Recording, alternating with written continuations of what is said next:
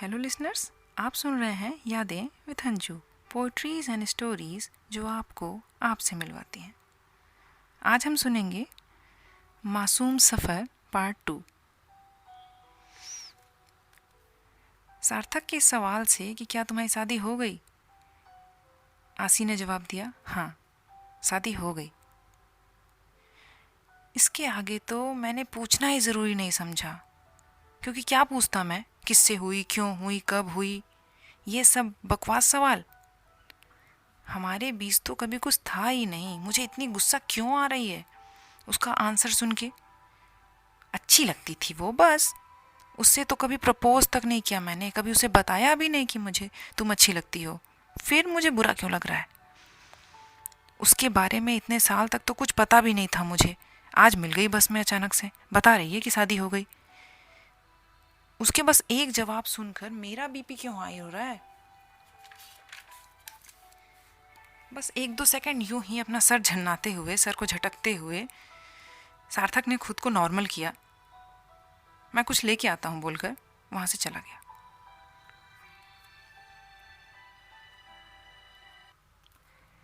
आसी भी शायद थोड़ी देर खड़ी रहने के बाद बस में चली गई।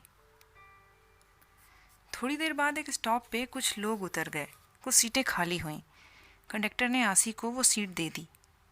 अब भी आसी मुझसे बहुत दूर थी। ये सफ़र जिसमें मैं सोच रहा था रात भर आंखें बंद करके आराम से सोता हुआ जाऊंगा, कोई डिस्टर्ब नहीं करेगा, कोई झंझट नहीं होगा, मेरी नींद उड़ा देने वाला है ये सफ़र भाई।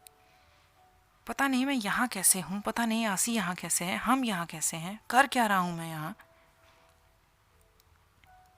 सार्थक का फ़ोन बजा। हाँ माँ, ठीक हूँ मैं, आप आराम से सो जाइए, सुबह 7 बजे तक पहुँच जाऊँगा मैं, कहकर सार्थक ने फ़ोन रख दिया। 7 बजे? ये जब उसे ध्यान आया तो उसने फिर टाइम चेक किया। 2 बज रहे थे। मतलब 5 घंटे, 5 घंटे और बचे हैं अभी, मैं आसी को देख सकता हूँ। मानो सब कुछ 10 साल पहले पहुँच चुका था। वहीं स्कूल ड्रेस, दोस्त यार, स्कूल का गेट, टीचर, क्लास की टेबल, आसी की 2 चोटियाँ, आसी की वो स्माइल। थोड़ी देर में आसी ने सीट नंबर A7 के एक पैसेंजर से कहा कि मुझे आप सीट चेंज कर लेंगे, मैं यहाँ बैठ जाती हूँ, आप मेरी सीट में बैठ जाइए, यहीं बाजू में ही वाली है। इतना कहने पे उस पर्सन ने आसी के साथ सीट एक्सचेंज कर ली। अब आसी मेरे बाजू वाली सीट में बैठी थी। मुझे बिलीव नहीं हो रहा था कि वो यहाँ है। और फिर वो बोली, कोई प्रॉब्लम तो नहीं है आपको? सार्थक की खुशी का तो ठिकाना ही नहीं था।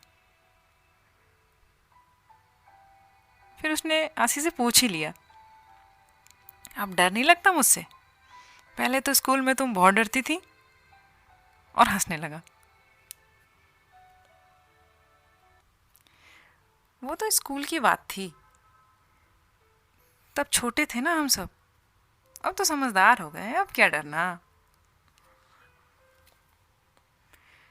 कहाँ रहते हो, क्या करते हो, कहाँ से आ रहे, कहाँ जा रहे, इतनी सारी बातें। किसी सफ़र में कोई आपको आपके अंदर से ही बाहर निकाल डालता है, ये मुझे उस सफ़र पे पता चला। कितने सवालों को जो हम पूछें कि ना पूछें ये सोचकर वक्त ख़राब कर देते हैं, उनका जवाब वक्त अपने आप ही दे देता है। हमारे सामने हर जवाब खुद ही ब खुद आ जाता है। बचपन के लड़कपन का मासूम सा प्यार, मासूम सी कहानियाँ कहाँ से शुरू होकर कहाँ ख़त्म हो जाती हैं पता ही नहीं चलता, बस यादें रह जाती हैं। आसी की आवाज़ पहली बार सुनी थी मैंने आसी से कहा कि तुम को याद हूँ मैं, वो टाइम याद है? आसी ने कुछ नहीं कहा। आपकी आवाज़ पहली बार सुनी है मैंने, आसी ने कहा। सोचता था तुमसे बात करूं पर फिर नहीं कर पाया। स्कूल के बाद तो कुछ सालों बाद तुम दिखी भी नहीं शहर में। आज अचानक इतने साल बाद तुमको देख रहा हूँ, बहुत अच्छा लग रहा है। आसी ने भी मुस्कुरा दिया। जैसे जैसे 2 से 3, 3 से 4, 4 से 5 बज रहे थे, सार्थक का दिल जोर जोर से धड़क रहा था कि अब बस 5 से 6, 6 से 7 हो ही गए हैं। बस पहुंच जाएगी अपने डेस्टिनेशन पे, आसी फिर चली जाएगी। मैं क्या चाहता हूँ, क्या कर रहा हूँ, मुझे कुछ बोलना चाहिए क्या?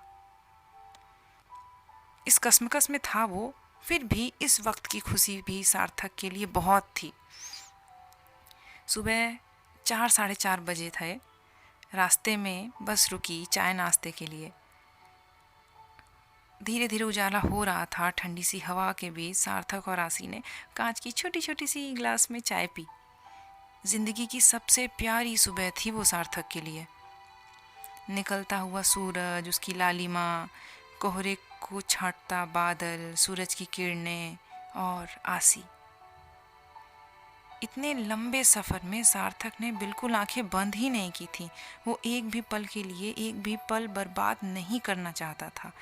देखते रहना चाहता था आसी को, जीना चाहता था वो पल जो उसे यूं ही गिफ्ट में मिल गई थी। आखिर बस की फाइनल डेस्टिनेशन आ ही गई। पर सार्थक ने आसी की और आसी ने सार्थक की एड्रेस, उसका फ़ोन नंबर नहीं मांगा। दोनों चल दिए अपनी अपनी दिशा की ओर, बिना किसी प्रॉमिस के, बिना किसी कॉम्प्रोमाइज़ के, बिना किसी कंप्लेन के, अपनी आगे की ज़िंदगी जीने के लिए। एक मीठी सी याद संजो के रखना चाहते थे दोनों, हमेशा के लिए।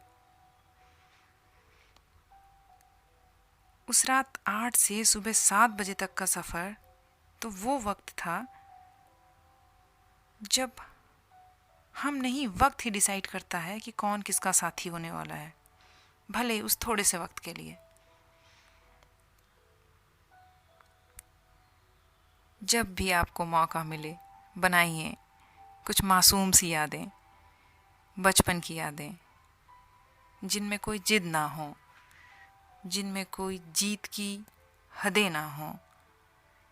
इसी याद के साथ मुस्कुराते रहिए और मासूम सा सफ़र जीते रहिए। I hope you guys like it. So please like, share and subscribe my channel.